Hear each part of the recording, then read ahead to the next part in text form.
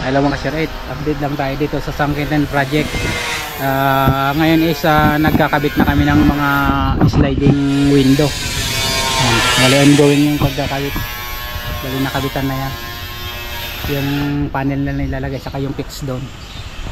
Tingnan din natin dito sa banda dito.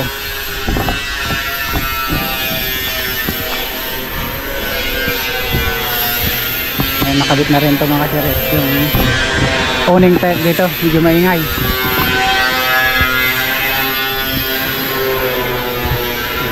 Nakabit na ng frame. Tapos na yung dito sa CR.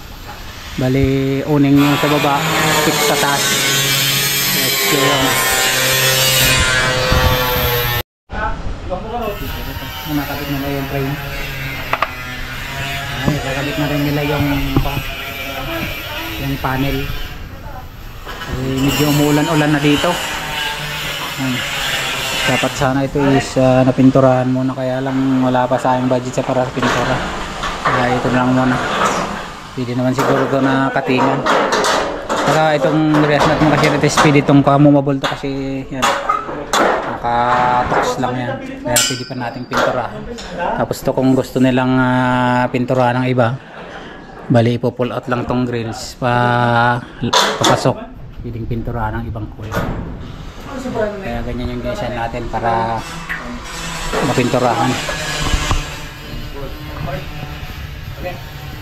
Transform natin.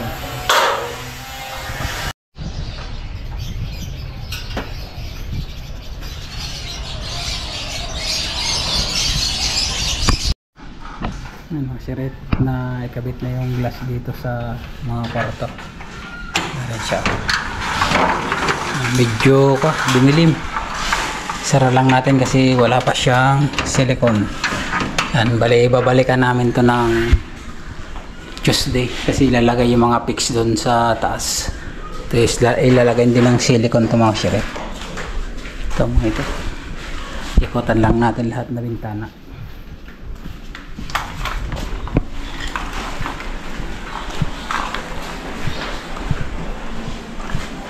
Ito yung pangalawang kwarto, isa lang yung kanito bintana. Tapos ito, dalawa yung bintana niya, kabit na rin. Yan. Wala yung mga fix na lang sa taas. Yung CR, tapos ito yung master bedroom, tapos na rin sa taas na lang. Ito tapos na rin sa taas. Bali doon na lang sa transom sa taas yung lalagyan ng salamin. And then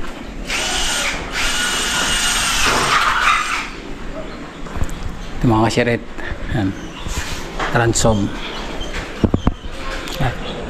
Bali naglalagay na sila ng silicone yan.